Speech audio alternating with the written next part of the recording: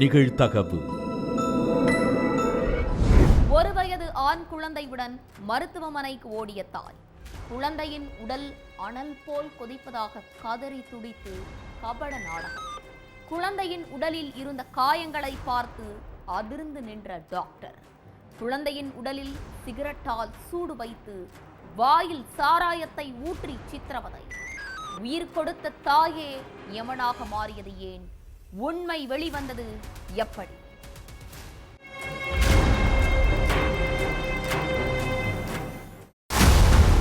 பிள்ளைக்கு உடம்பெல்லாம் கொதிக்குது டாக்டர், என்னன்னு பாருங்க, ரொம்ப பயமா இருக்குன்னு கண்ணீரோடையும் முகத்துல பதற்றத்தோடையும் சொல்லி இருக்காங்க குழந்தையோட அம்மா.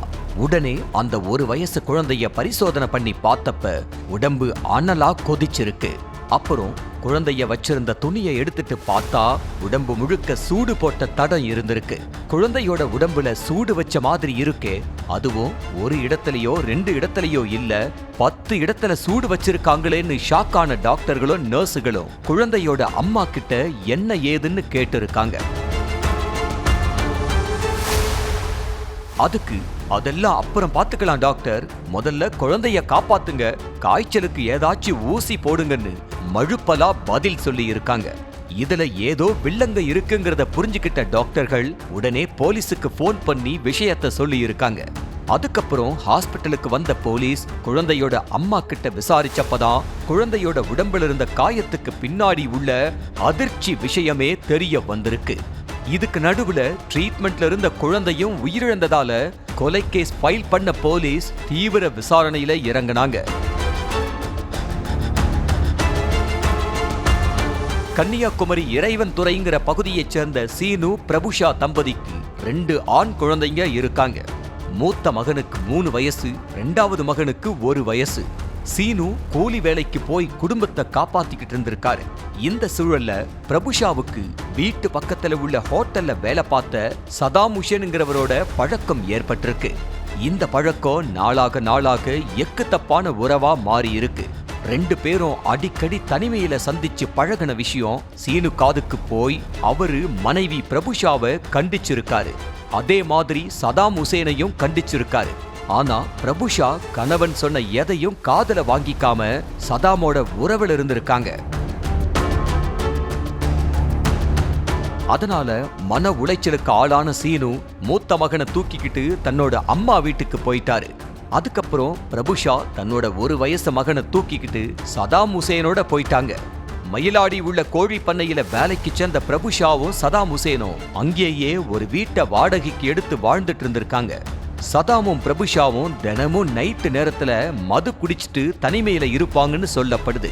அப்படித்தான் சம்பவத்தன்னைக்கு 2 பேரும் ஒன்னா உட்கார்ந்து மது குடிச்சிட்டு தனிமையில இருந்திருக்காங்க. அந்த நேரத்துல பிரபுஷாவோட 1 வயசு குழந்தை அழுதுகிட்டே இருந்திருக்கு. அதனால கடுப்பான சதாம் ஹுசேன் கொஞ்ச நேரம் சந்தோஷமா இருக்க விடுறானான்னு பாரேன்னு சொல்லி சிகரெட்டை புகைச்சி கொஞ்சம் கூட ஈவு இருக்கமே இல்லாம குழந்தையோட தலை, கை, கால்னு 10 இடங்கள்ல சூடு வச்சிருக்கான். காதலுக்கு குழந்தை இடையூறா இருக்கிறதுனால பிரபுஷாவும் சேர்ந்து பெத்த குழந்தைன்னு கூட பார்க்காம கண்மூடித்தனமா அடிச்சிருக்காங்க. அது மட்டும் இல்லாம குழந்தையோட வாயில மதுவை ஊத்தி தரையில தூக்கி வீசியிருக்கான் சதாம் ஹுசேன். இந்த சம்பவம் நடந்தது 2023ல. அதுல பேச்சு மூச்சு இல்லாம ஆன குழந்தைய பிரபுஷாவும் சதாம் ஹுசேனும் தனிமையில இருந்துட்டு ரொம்ப நேரத்துக்கு அப்புறம்தான் ஹாஸ்பிட்டலுக்கு கூட்டிட்டு போயிருக்காங்க. போலீஸ்ல சிக்காம இருக்கணுங்கிறதுக்காக குழந்தைய துணியால சுத்தி காய்ச்சல் அடிக்கிறதா சொல்லி ஹாஸ்பிட்டலுக்கு கூட்டிட்டு போயிருக்காங்க பிரபுஷா. அங்க குழந்தையோட உடம்புல இருந்த காயங்களை பார்த்த மருத்துவர்கள் சந்தேகம் வந்து போலீஸ் கிட்ட சொல்லி இருக்காங்க. அதுக்கப்புறம் பிரபுஷா வீட்டு பக்கத்துல உள்ளவங்க கிட்ட போலீஸ் விசாரிச்சப்ப பிரபுஷாவும் சதாம் ஹுசேனும் அடிக்கடி சேர்ந்து மது குடிச்சிட்டு அலப்பறை பண்ணுவாங்கன்னு, அதை விட கொடுமையா வீட்டுல இருக்கிற குழந்தைக்கும் பால்ல மதுபானத்தை ஊத்தி கொடுத்து வலுக்கட்டாயமா குடிக்க வைப்பாங்கன்னு சொல்றாங்க. சதாம் ஹுசேன் தான் இப்படி கேடுகட்ட வேலையை செய்யறான்னா 10 மாசம் சுமந்து பெத்த தாய் பிரபுஷாவும் அதுக்கு முழு உடந்தையா இருந்ததுதான் கொடூரத்தோட உச்சமே. விசாரணையில எல்லா உண்மையும் தெரிஞ்சதுக்கு அப்புறம் பிரபுஷாவையும் சதாம் ஹுசேனையும் போலீஸ் பிடிச்சு ஜெயில்ல அடைச்சிட்டாங்க. மாவட்ட முதன்மை நீதிமன்றத்துல நடந்து வந்த இந்த கேஸ்ல 2 வருஷத்துக்கு அப்புறம் தீர்ப்பு வழங்கப்பட்டிருக்கு.